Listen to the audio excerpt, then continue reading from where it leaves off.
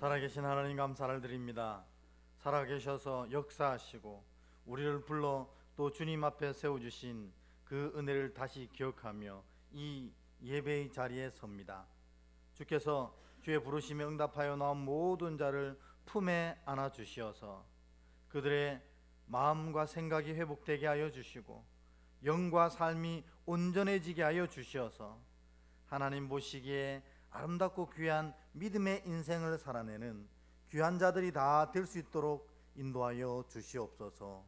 오늘 주시는 말씀들이 이들의 마음판에 그와 같은 놀라운 힘이 담겨지게 하여 주시고 또 드리는 모든 기도를 흠량하사 가장 좋은 것으로 갚으시는 하나님의 놀라운 은혜를 경험하는 기도의 자리가 될 수 있도록 인도하여 주시옵소서. 이제 시작하오니 성령님께 모든 걸 의탁하옵고 우리 주 예수님의 이름으로 기도하옵나이다. 아멘. 오늘 말씀 찾아서 읽겠습니다. 요한복음 7장 1절에서 9절입니다. 신약 155페이지 요한복음 7장 1절에서 9절. 저와 여러분이 한 절씩 교독하고 마지막 9절은 같이 읽도록 하겠습니다. 제가 먼저 읽겠습니다. 그 후에 예수께서 갈릴리에서 다니시고 유대에서 다니려 아니하심은 유대인들이 죽이려 함이러라. 그 형제들이 예수께 이르되 당신이 행하는 일을 제자들도 보게 여기를 떠나 유대로 가소서.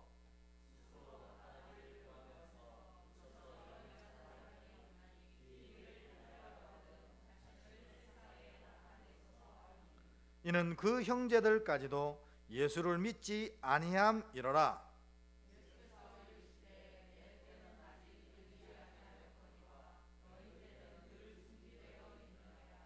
세상이 너희를 미워하지 아니하되 나를 미워하나니 이는 내가 세상의 일들을 악하다고 증언함이라.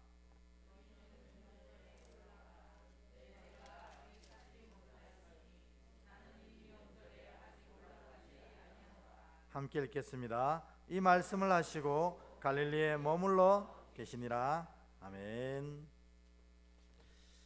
앞뒤로 한번 인사하겠습니다.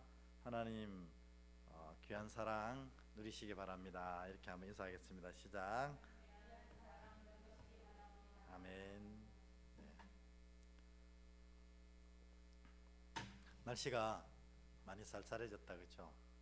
건강 조심하시고 오늘 우리 반주자도 이제 이정아 집사님도 이제 몸살 감기가 나가지고 일주일 동안 내내 고생하고 수요 예배도 못 왔는데 오늘도 그런 것 같습니다. 여러분 위해서 기도해 주시면 좋겠고 여러분들도 환절기에 건강 잃지 않도록 조심하시기 바랍니다.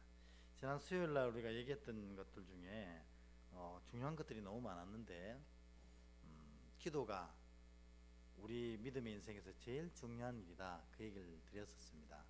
왜냐하면 예수님조차도 이 땅에 사실 때에 가장 큰 고비 가운데 늘 기도하기를 원하셨습니다. 이것은 예수님 육신을 입고 있어서도 그렇지만 우리를 위해서 본을 보여주신 것입니다. 모든 신앙의 기초는 기도다. 그래서 기도하지 않는다는 것은 사실은 신앙을 제대로 하고 있지 않다라고 얘기할 수 있습니다. 왜냐하면 우리 인생을 하나님이 이끌어 가시는데 그 하나님이 이끌어 가심을 우리가 함께 동참하고 누리는 방법이 기도이기 때문입니다. 그래서 기도가 만사요, 기도가 전부요, 기도가 신앙생활에서 가장 중요한 일이다, 그런 말씀을 드렸습니다. 두 번째 기억나시는지 모르겠어요. 주님의 길을 가도 주님의 명령을 쫓아도 풍랑은 만난다.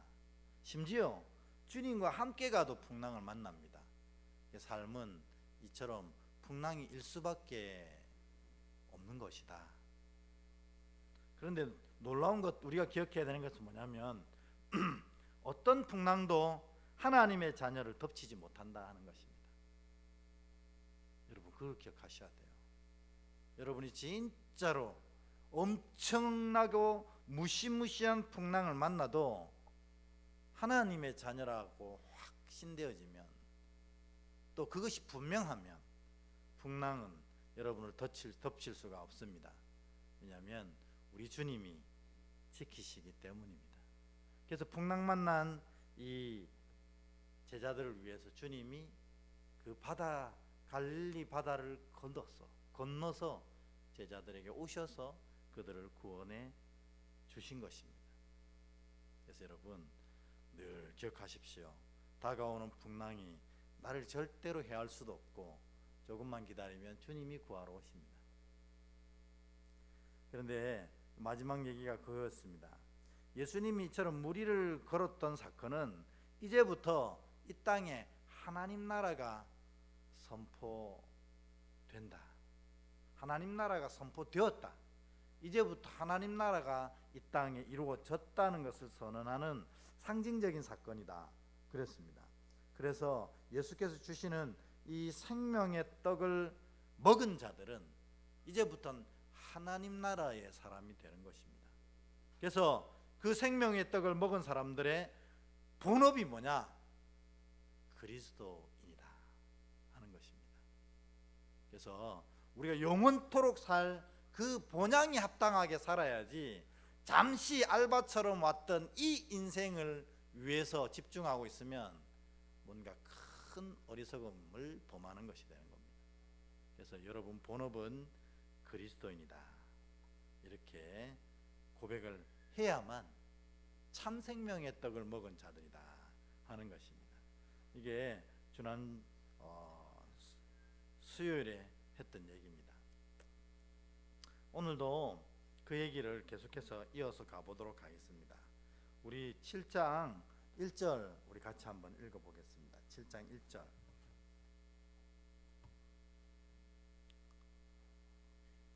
우리 같이 한 목소리 읽겠습니다. 시작. 그 후에 예수께서 갈릴리에 다니시고 유대에서 다니려 아니하심은 유대인들이 죽이려 함이로라.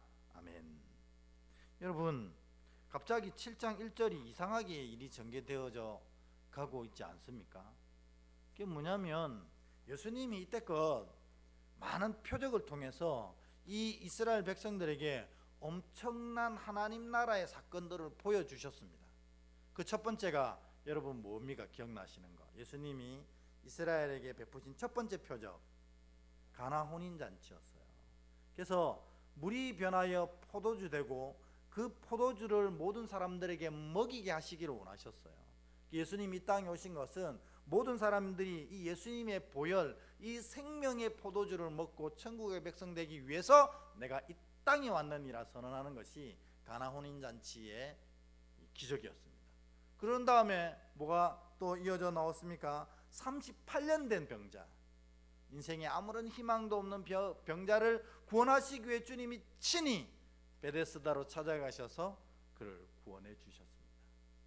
그리고 이 2만 명 가까이 모인 백성들, 그러나 굶고 있는 백성들을 위해서 주님이 떡을 제공하시면서 이 떡을 먹으면 금방 배고프지만 이제 내가 주는 생명의 떡을 먹는 자는 영원히 목마르지도 영원히 배고프지도 않게 될 것이다, 이렇게 선언해 주셨습니다.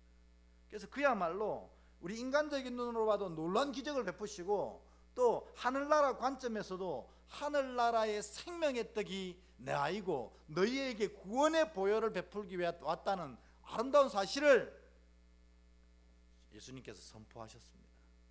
그래서 많은 백성들이 이제부터는 정말 어떤 사람들은 심지어 예수님을 임금 삼아야겠다, 그렇게 하는 사람도 있었습니다.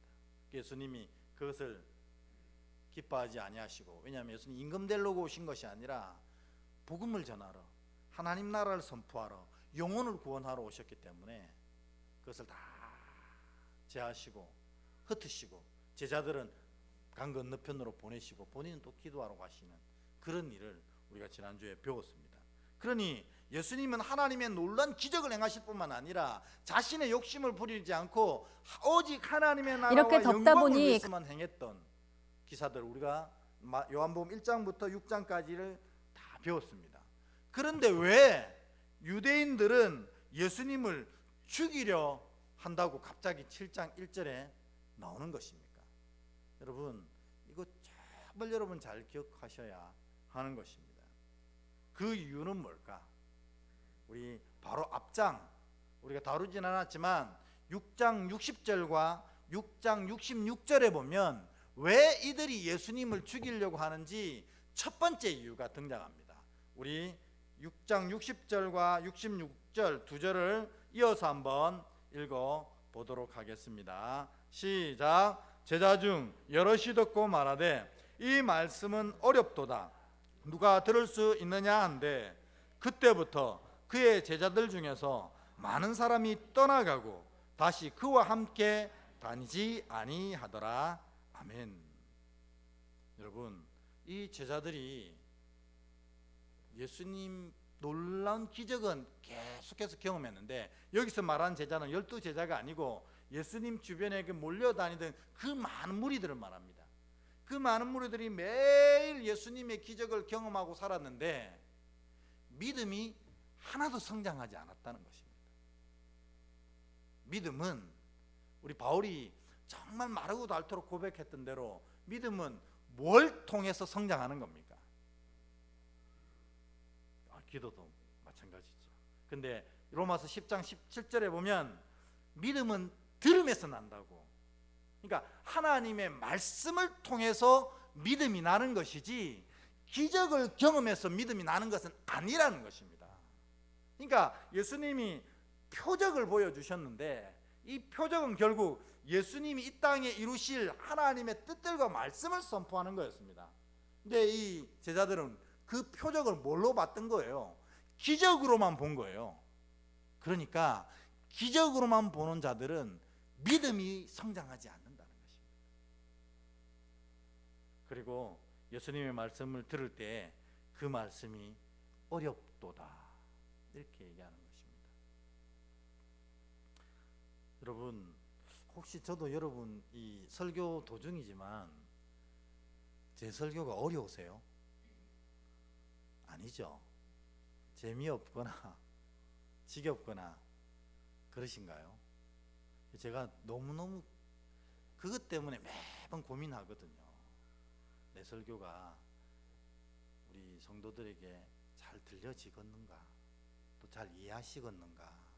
그것 때문에 고민을 참 많이 해서 이래도 해보고 저래도 해보거든요. 이렇게 될까봐 그렇습니다. 뭐냐면 믿음은 기적으로 나타나는 게 아니고 말씀을 들음으로 말미암아 믿음이 나타나는 거거든요. 그러니까 오늘 제자들이 예수님 주위에 2만 명씩 이렇게 모여 있었지만, 그리고 날마다 그 기적을 바라보며 기적을 경험했지만 믿음이 자라진 않는 거예요. 믿음은 말씀을 듣고 그 말씀을 이해하고 고백하고 따를 때 나타나는 것이라는 겁니다. 그러니까 여러분, 신앙생활을 한다는 것이 제일 아까 우리 집사님 얘기했던 것처럼 진짜 중요한 것은 기도입니다. 왜냐하면 하나님이 우리 신앙을 이끌어 가시는데 그 이 신앙에 우리가 동참할 수 있는 힘을 얻는 것은 기도거든요. 그래서 신앙, 예수님을 쫓아가는 신앙을 제대로 하려면 기도 없이는 안 된다. 그렇지만요, 그 예수님을 쫓는 그 믿음은 어디서 출발하냐면 바로 말씀에서 출발한다는 겁니다. 그러니까 여러분들 신앙생활 하면서 우리가 더욱더 기도뿐만 아니라 말씀에 집중해야 되는 이유는 말씀을 통해서만 믿음이 자라기 때문에 그렇습니다. 여러분, 제가 이렇게 보여도 저도 기도를 통해서 많은 역사를 일으켰던 사람입니다. 제가 아니고 제 기도를 들으신 성령께서 정말 많은 일을 해주신 경험이 있어서 진짜로 하나님 뜻에 합한 기도는 지금 이 순간도 놀라운 능력을 나타낸 줄 믿습니다. 여러분, 이걸 믿으시고 기도하셔야 돼요. 그래서 기도하다 보면 요즘에 제가 이렇게 아픈 분들을 위해서 기도를 부탁합니다 할 때마다 제가 꼭 드리는 두 가지가 있습니다. 기도할 때 뭐냐면 모든 능력은 예수의 보혈을 통해서 나타나는 거거든요. 그래서 보혈이 십자가로부터 흘러내려서 이분의 아픈 모든 부위, 이분의 문제의 모든 부위에 예수 그리스도의 보혈이 스며들어 회복되게 하옵소서. 이게 첫 번째 기도고, 두 번째로는 그 보혈이 이 사람의 영과 혼과 육 가운데 온전히 효염이 있도록 역사하시는 건 성령님이거든요. 성령님이 그를 붙잡아 주시옵소서. 이렇게 기도를 하는 것입니다. 근데 여러분, 제가 이때까지 해봐도 기적을 경험해서 믿음이 진짜로 좋아진 사람을 한 번도 찾아보지 못했습니다. 왜냐하면 그 은혜는 곧 사라지거든요.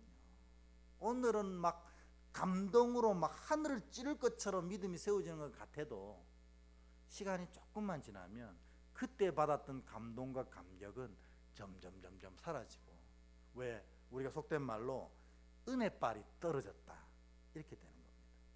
그런데 말씀은 그렇지 아니하다는 거예요. 말씀은 시간이 지나면 지날수록 우리 안에 차곡차곡 쌓여서 우리를 바른 믿음과 바른 신앙으로 이끌어 가더라는 것입니다. 그래서 여러분, 기적에 집중하시면 안 됩니다. 말씀에 집중하셔야 신앙이 자라는 것입니다. 저도 우리 교회에서 막 죽은 사람을 살려내는 놀라운 역사가 있기를 소원합니다. 그러나 죽은 사람이 살아나도 그 사람은 다시 죽습니다. 그리고 또 죽은 사람 보기 위해서 온 사람들은 결국엔 다 떠납니다. 왜냐하면 더 큰 일이 있지 아니하면 이제 영적으로 굳어져서 성장하지 않더라고요. 그래서 여러분, 반드시 기억해야 될 것, 믿음은 말씀을 들을 때 성장한다는 것입니다. 로마서 10장 17절을 그대로 한번 읽어보도록 하겠습니다. 로마서 10장 17절 한번 띄워주시고 같이 읽습니다. 시작. 그러므로 믿음은 들음에서 나며 들음은 그리스도의 말씀으로 말미암느니라. 아멘. 믿음에 대한 가장 분명한 선언이라는 것입니다. 그러니까 여러분, 말씀을 덮어놓고 믿음이 자라기를 바란다면 어불성설입니다. 절대로 불가능합니다. 믿음이 아름다워지려면, 믿음이 굳건해지려면 말씀을 펴서 말씀을 묵상하면서 살아야 그 믿음이 성장하는 것입니다. 신앙생활을 20년 하고 30년을 했는데 왜 믿음이 자라지 않습니까? 이유는 딱 하나입니다. 말씀을 덮어놓고 신앙하기 때문에 그렇습니다. 말씀을 펴고 묵상하고 읽을 때 오늘 바울이 선언한 것처럼 믿음이 들음에서 나는 것입니다. 오늘 이 놀라운 기적을 다 경험한 유대인들이 왜 예수님을 죽이려고 했냐면, 첫 번째로는 말씀을 듣고 믿음이 생기지 못해서 기적만 보고 쫓아와서 그의 신앙이 제대로 성장하지 못해서 결국 예수님을 대적하는 자리로 돌아서게 된 것입니다. 첫 번째, 말씀을 제대로 못 들어서 그렇습니다. 두 번째 뭐냐면, 말씀을 제대로 못 들으니까 그 마음 중심에 뭐가 차지하냐면 욕심이 차지하는 거예요.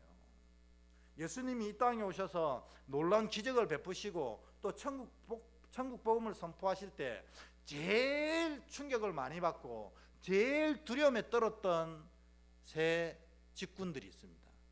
그게 뭐냐면, 첫 번째는 대제사장들이 가장 두려워했습니다. 왜냐하면 이때까지는 모든 사람들이 모든 문제를 물으러 올 때 다 자기들에게 왔거든요. 그런데 이제 전부 예수님께로 가는 겁니다. 그리고 예수가 하는 일들을 살펴보니 정말 성경에 그러하리라고 했던 그 약속들을 예수께서 다 이루어 가시는 걸 보게 됩니다. 그러면 기뻐야 되는데 욕심이 생기는 겁니다. 이제 내가 그동안 누렸던 걸 다 예수께 넘겨줘야 된다고 생각하니까 이들이 마음속에 욕심이 생겨 그들의 믿음을 밀어내고 드디어 예수님을 미워하면서 마지막인 그를 죽여야겠다는 결론이 나게 된 것입니다. 그래서 오늘 7장 1절에 보면 유대인들이 예수님을 죽이려고 작정했다는 것은 첫 번째로는 이 대제사장들을 말하는 것입니다. 그리고 누가 그런 마음을 품었을까요? 서기관들, 율법학자들입니다. 이때까지 율법학자들은 율법을 아주 이상하게 해석했었습니다. 그래가지고 모든 사람들이 매일매일 죄인이 되었습니다. 왜 그러냐면 율법을 해석하는데 이와 같이 어리석게 율법의 정신이 뭔지를 얘기하지 않고 율법의 항목만 계속 늘렸습니다. 하나님이 자녀들에게 준 계명은 10가지밖에 안 됐는데 이스라엘이 지금 지키고 있던 계명은 1300개나 돼버렸습니다. 아니 10개가 어떻게 1300개가 됩니까? 그런 이스라엘 백성들이 알고도 죄인되고 모르고도 죄인되고 매일매일 다 죄인이 되어버리는 것입니다. 그러니 더더욱더 율법학자들에게 매달립니다. 우리가 그러면 어떻게 하면 구원을 얻습니까? 그러니까 율법학자들이 그걸 가지고 밥벌이를 하고 살았던 것입니다. 근데 예수님이 오셔서 뭐라고 얘기하셨어요? 그것이 다 틀리다는 것입니다. 가장 충격적인 게 뭐냐면 하나님은 너희가 생각하는 신이 아니고 너희의 아버지라는 사실을 기억하라는 것입니다. 아버지라면 뭐예요? 우리가 예수님 얘기해서 잘 알고 있듯이 너희가 주께로 돌아오면 모든 것을 용서하시는 분이라고 선포하시는 거예요.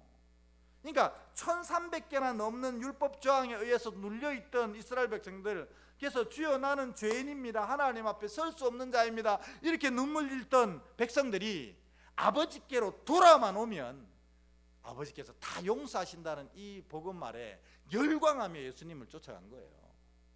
율법학자가 완전히 닥쳤던 게 지붕 쳐다보게 되었던 것입니다.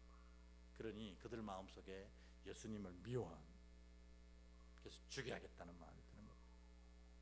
똑같이 바리새인들도 마찬가지입니다.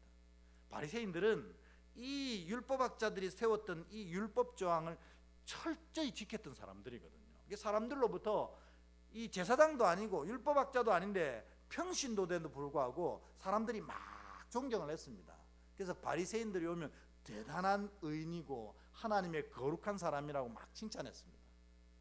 그런데 예수님 얘기하시기를 그 율법 조항을 지키는 것이 중요한 게 아니고 하나님을 진짜로 사랑하는 게 중요하고 그 사랑으로 너와 함께하는 그 사람을 진짜로 사랑하는 게 중요하다, 이렇게 선언하시는 겁니다. 그리고 오히려 바리새인들에게 뭐예요? 회칠한 무덤이라고 하는 겁니다. 율법 조항은 번드르르하게 지킬지 모르지만 그들 마음엔 사랑이 하나도 없다라고 선언하시는 거예요. 그러니까 바리새인들도 부르르 떨면서 예수를 죽여야겠다 이렇게 얘기하십니다. 그래서 결국 이들은 자신들이 누리던 기득권을 포기 못하고 이 기득권을 향한 욕심을 지다 보니 믿음이 들어올 자리가 없고 결국 그 대상인 예수님 미워해서 결국 예수님을 죽여야겠다는 작전을 짜기 시작한 겁니다. 그러니 예수님이 이걸 너무나 잘 아셔서 이 유대 땅 예루살렘을 돌아다니시기가 힘드셨던 거예요. 우리가 영화에서처럼 곳곳에 예수를 죽이겠다는 자객들이 넘쳐나는 것입니다. 그러니 예수님이 이제 이것 때문에 갈릴리로 그냥 내려가셨어요. 여러분, 우리도 혹시 이렇지는 않습니까? 혹시 말입니다.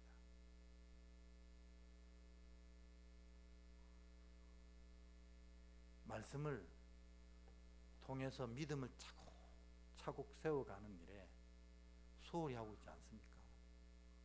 그냥 예배 참석한 게 믿음이라고 생각하는 착각에 빠져 있지는 않습니까? 여러분, 예배 열심히 참석하면 믿음이 세워집니까? 아닙니다. 이 예배 속에서 말씀과 조를 해야 합니다. 주께서 뭐라고 하시는지를 듣고 그 말씀대로 어떻게 살아내야 되는지를 고백할 때 믿음이 차곡차곡 자라는 것입니다.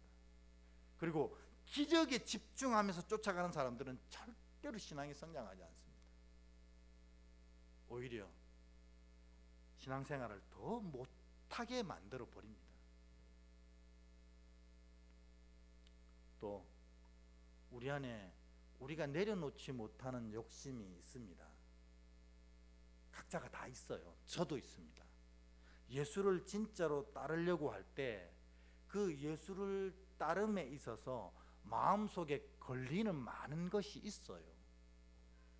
그래서 그것을 내려놓고 주님을 붙잡아야 되는데 우리가 그거를 내려놓기 싫어서 꽉 붙잡고 있고 주님을 밀어내고 있을 수 있다는 것입니다. 그러니 신앙생활이 오래되어도 신앙이 여전히 그대로인 경우가 너무나 많다는 것입니다. 오늘 유대인들은 그것이 깊어져서 예수님을 죽이려고 했습니다. 우리도 마찬가지입니다.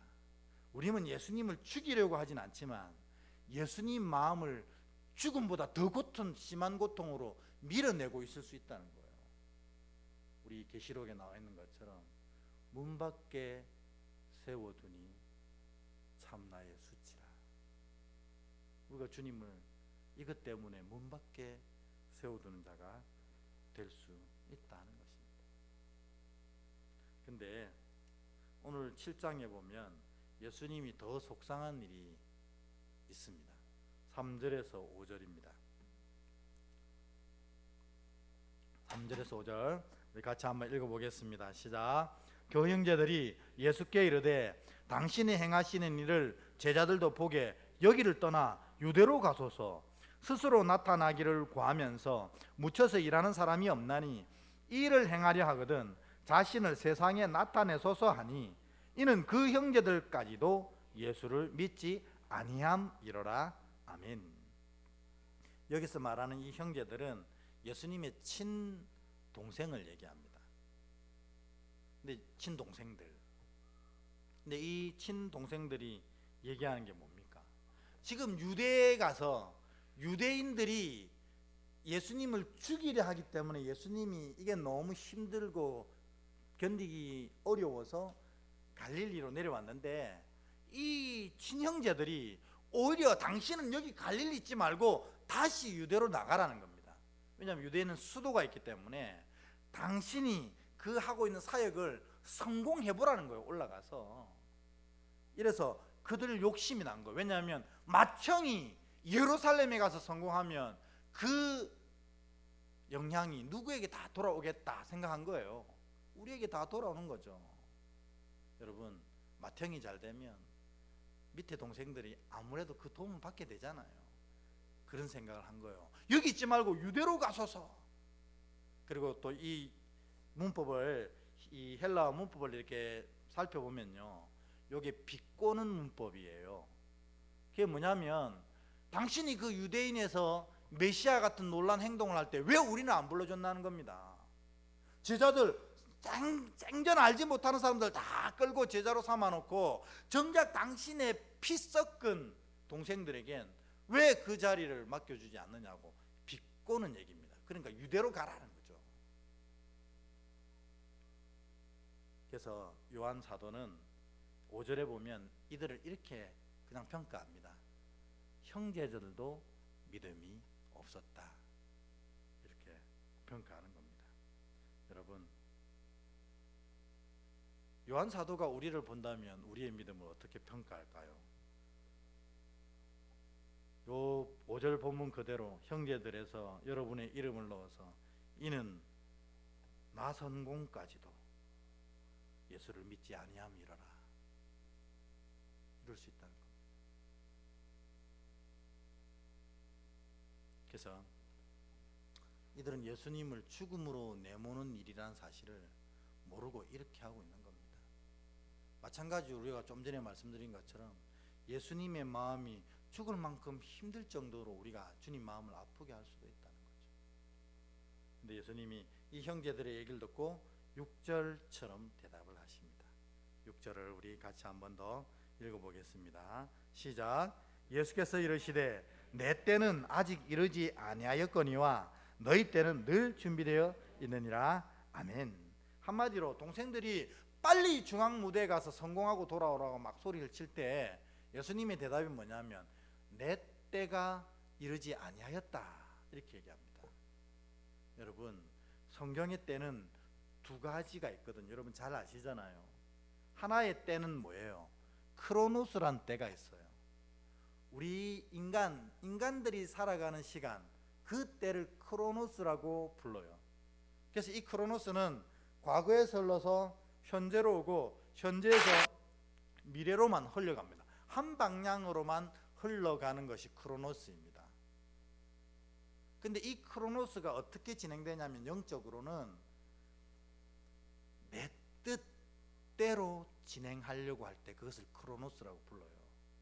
내 인생을 내 뜻대로 진행할 때 그것이 크로노스가 되는 것입니다. 그리고 이 크로노스의 특징이 뭐예요? 내 뜻대로 진행하려고 하니까 지금 당장 역사하시기를 바라는 게 크로노스입니다. 우리 다 그렇게 살아가잖아요. 마음속에 소원이 있는데 주님 지금 당장 역사하여 주시옵소서 그렇게 기도하잖아요. 그런데 하나님의 시간은 이 크로노스로 흐르지 않는다. 우리가 다 잘 알고 있으시잖아요. 하나님의 시간은 어떻게 흐르죠? 카이로스로 흐른다는 겁니다. 그래서 카이로스는 과거, 현재, 미래로 이렇게 흘러가는 시간이 아니고 카이로스는 하늘로부터 내가 있는 시점으로 내리는 시간이 카이로스예요. 그래서 이 카이로스는 내 뜻대로 움직여 가려고 하는 크로노스와는 반대되고 하나님 뜻대로 이 시간이 흘러가게 하는 것이 카이로스라는 겁니다. 우리 신앙이 힘든 건 내가 살아가는 이 크로노스와 하나님 역사하시는 이 카이로스가 틀리기 때문에 힘든 거예요. 왜냐하면 나는 지금 당장 역사하옵소서 이렇게 가지만 카이로스인 하나님의 시간은 어떻게 흐릅니까? 가장 적절할 때에 임재하시거든요.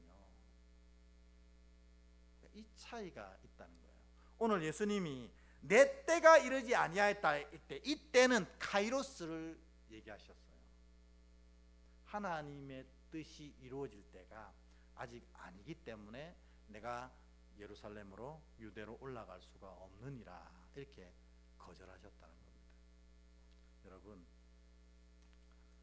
우리도 이 동생들처럼 어리석은 요구를 하나님 앞에 할 때가 많이 있을 겁니다. 틀림없이. 주님, 내 뜻을 이루어 달라고 하나님께 간구할 때가 많을 겁니다. 카이로스만 살아가는, 크로노스만 살아가는 거죠. 그러나 진짜는 뭐예요? 하늘로부터 내리는 시간, 카이로스가 임하게 기도하셔야 된다는 겁니다. 내 뜻이 아니라 하나님의 뜻이 이루어지기를 원합니다. 이게 겟셋만의 기도의 핵심이잖아요. 내 뜻이 아니라 아버지의 뜻이 이루어지기를. 이게 신앙의 핵심이고 기도의 핵심이고 역사의 핵심이고 시간을 바라보는 믿음의 태도의 핵심이라는 겁니다. 그 다음에 지금 당장이 아니고 뭐예요? 가장 적절한 때를 기다리는 겁니다. 지금 주님이 안 주신다는 건 때가 아니라는 거예요. 그때는 크로노스가 아니고 뭐예요? 카이로스가 아니라는 겁니다. 지금 줘봐야 이 아이의 믿음에는 하등 영향을 미치지 못할 때 하나님은 안 주시는 거예요. 하나님이 왜 그러셨을까요? 이스라엘을 40년을 광야에 끌고 다니면서 그거를 너무나 똑똑히 경험하신 거예요. 이스라엘이 원하는 족족 다 주셨어요.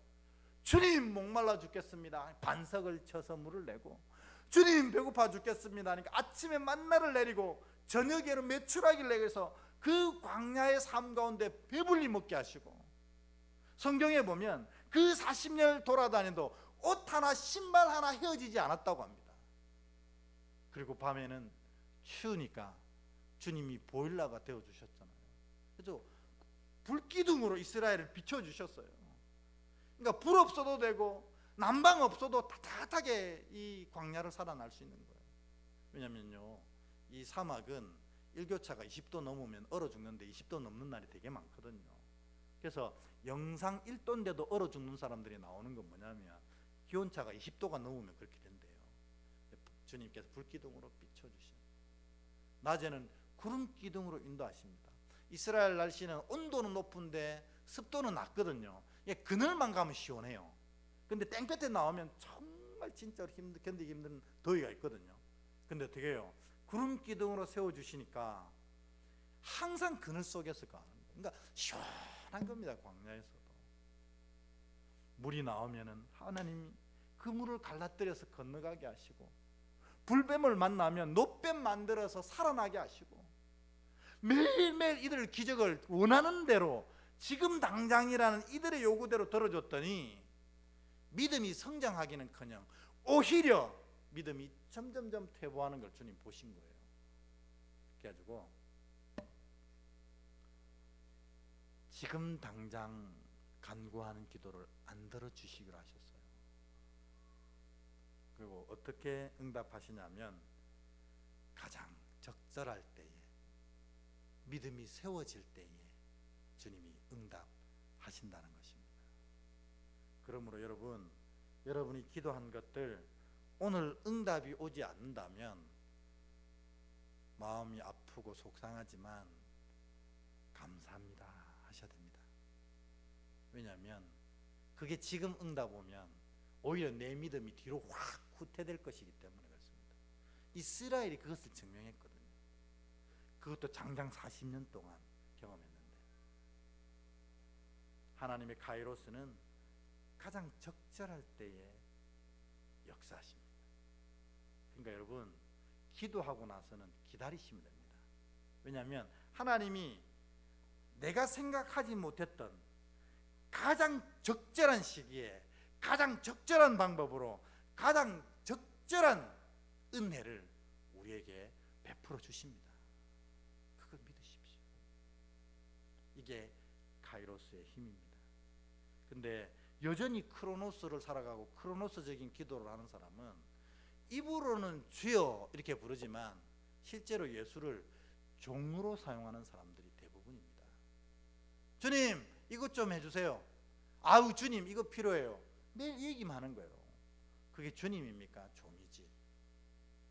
카이로스를 살아가는 사람, 크로노스를 살아가는 사람들, 인간의 시간을 살아가는 사람들은 그렇게 신앙하는 것입니다. 그래서 예수님이 노우 하셨어요. 내 때 카이로스가 임하지 않았다는 것입니다. 그러면서 8절부터 9절까지 대답하시고 10절처럼 행동하셨습니다. 좀 특별한 행위를 하셨어요. 우리 8절부터 10절까지 다시 한번 읽어볼까요? 8절부터 10절 같이 읽습니다. 시작. 너희는 명절에 올라가라. 내 때가 아직 차지 못하였으니 나는 이 명절에 아직 올라가지 아니하노라. 이 말씀을 하시고 갈릴리에 머물러 계시니라. 10절. 그 형제들이 명절에 올라간 후에 자기도 올라가시되 나타내지 않고 은밀히 가시니라. 아멘.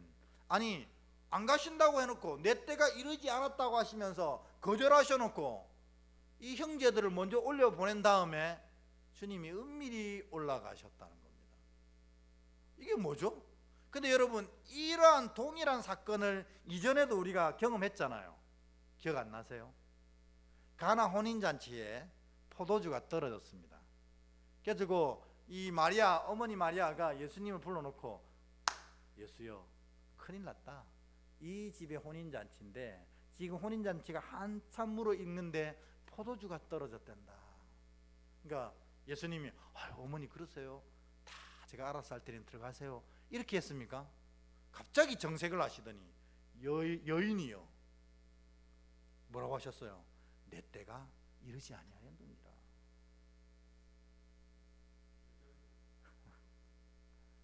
그렇게 얘기했습니다. 거절하신 거예요. 근데 이제 마리아는 참 믿음이 좋아서 원래 하인들을 불러요. 왜냐하면 예수님이 어떤 분이라는 걸 아시기 때문에 그러셨을 거예요. 불러가지고 저분이 뭘 시키든지 그대로 해라고 신신당부를 하고 갑니다. 그랬더니 예수님이 나중에 하인들을 부릅니다. 그리고 손 씻는 물을 담을 항아리에다가 물을 가득 채우라고 합니다. 그리고 나서 가득 아기까지 채웠더니 이제는 연회장에게 갖다 줘라 하는 거예요. 그럴 때 이 신신당부한 게 있으니까 물을 떠서 연회장에게 갖다 주는 순간 포도주로 바뀝니다. 저때도 그거 얘기할 때도 이 말씀 분명히 드렸어요. 예수님이 기적을 요구하는 자들에겐 기적을 나타내 보여주시지 않지만 표적을 따르는 자, 즉 이 놀라운 기적을 통해서 하나님의 뜻을 이해하고 그 하나님의 뜻을 쫓기로 결단하는 사람들에게는 이 표적을 나타내 보여주신다, 이렇게 얘기했습니다. 그러니까 오늘 예수님이 유대와 예루살렘 가서 당신의 메시아됨을 나타내소서 이 형제들이 막 얘기할 때 거절하신 이유는 이들은 지금 뭘 보고 예수님께 요구하고 있는 거예요? 기적을 보고 요구하는 겁니다. 예수님 거절하셨어요. 그렇지만 예수님은 당신을 향한 하나님의 뜻을 나타내기 위해서 표적을 만들어내시기 위해서 예루살렘으로 다시 올라가신 겁니다. 즉 십자가를 지러 가신 거예요. 기적은 이런 사람에게 나타나는 겁니다. 요즘에 기적은 다 사라진 시대라고 얘기합니다. 근데 저는 그런 사람들 볼 때마다 솔직히 마음으로 그렇게 생각합니다. 기적이 사라진 시대다. 이젠 더 이상 기적이 나타나지 않는다. 이런 얘기하는 사람들에게 속으로만 얘기합니다. 겉으로 얘기하면 섭섭할 수 있으니까 내 믿음이 어디 있느냐, 이렇게 속으로 얘기합니다. 너는 기적만 바라보며 주님 따르니까 기적을 경험하지 못하는 겁니다. 주님이 이 기적을 통해서 나타내고자 하시는 주님의 뜻, 주님의 의도, 주님의 목표를 이해하고 이 목표를 향해 달려가는 자에게는 날마다 순간마다 일상이 기적이 되어지는 놀라운 일들이 지금도 나타나는 거예요. 왜? 그것을 더 드러내시기 위해서. 그러니까 여러분들이 신앙할 때 기적이 일상처럼 나타나고 있다면 여러분은 하나님의 뜻을 분명히 깨닫고 그 목적을 향해서 달려가고 계신 거예요. 근데 밤이 맞도록 기도하고 있는데도 전혀 어떤 반응도 은혜도 역사도 없다면 나는 기적만, 저거 이루어진 응답만 보고 쫓아가고 있는 거예요. 그런 자는 주님이 거절하신 겁니다. 믿음은 분명히 선언합니다. 기적이 일상처럼 경험되어지는 게 믿음의 삶입니다. 아멘. 그걸 못 믿으면요, 신앙이 하나도 재미없어요. 믿음은 기적이 일상처럼 경험되어지는 삶을 고백하는 거거든요. 왜? 주님이 오늘도 내일도 영원토록 내 삶을 이끌어 가시기 때문에 그렇습니다. 그래서 이 세상의 법칙 가운데서도 이기게 하실 뿐만 아니라 내가 할 수 없는 일까지 은혜로 하게 하시는 분이 우리 하나님이시라는 겁니다. 그거의 핵심이 뭐냐면 표적을 쫓아가는 자들에게 그 일이 나타나는 겁니다. 다시 말해서 예수님의 목적, 예수님의 뜻, 예수님의 바램을 쫓아 이것을 이해하고 이것을 쫓아가는 자에겐 날마다 기적이 일상처럼 일어나게 되는 것입니다. 아멘. 여러분, 오해하지 말고 들으십시오. 저는 정말 잘 먹고 잘 살 수 있는 길이 너무 많았습니다. 제 인생을 돌아볼 때. 근데 잘 먹고 잘 살지는 못하지만 진짜로 주님 앞에 가감없이 고백하기는 매번 살아가는 게 기적입니다. 매번 살아가는 게 기적입니다.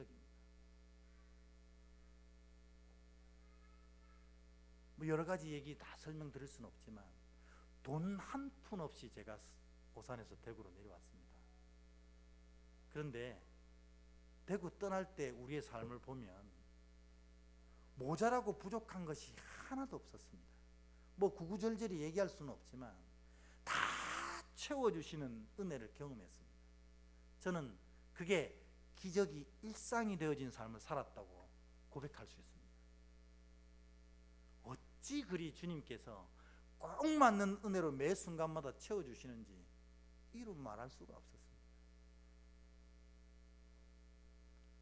제가 믿음이 좋아서 그랬다는 것이 아니고 저는 하나님의 뜻, 예수께서 바라시는 것, 그것을 향해 쫓아가려고 애를 쓰고 몸부림쳤습니다.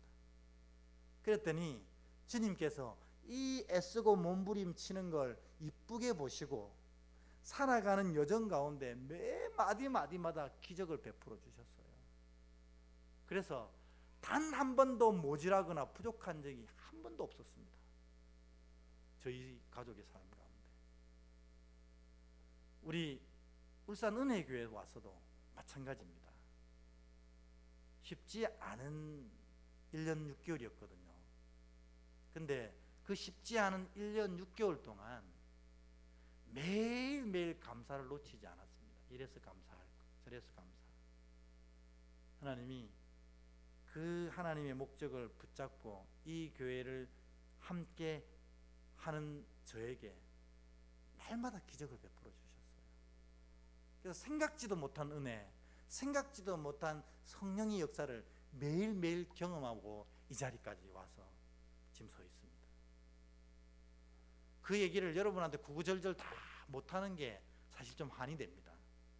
제가 이제 다른 교회 가서는 그 얘기 할 수 있어요. 내가 이 은혜교회 와서 받았던 하나님의 기적들이 어떤 거였는지. 근데 여러분도 직접 관련돼 있어서 제가 얘기 못하는 거거든요. 여러분 지금 기적을 향해 달려가고 있다면 여러분 믿음이 누구보다도 힘드실 거예요. 왜냐하면 주님이 거절하신 삶이거든요. 근데 여러분이 오늘부터 표적을 향해 쫓아간다면, 예수님이 진짜로 원하시는 것이 무엇인지 그것을 꽉 붙잡고 달려간다면 여러분 삶에 기적이 일상처럼 일어나게 될 줄 믿습니다. 그게 바로 오늘 예수님이 형제들에겐 거절하시고 그럼에도 불구하고 예루살렘에 올라가신 이유거든요. 표적을 완성하시기 위해서. 오늘 여러분의 삶이 이와 같은 놀라운 은혜 가운데 풍성히 세워지는 복된 삶이 되시기를 주의 이름으로 축복합니다.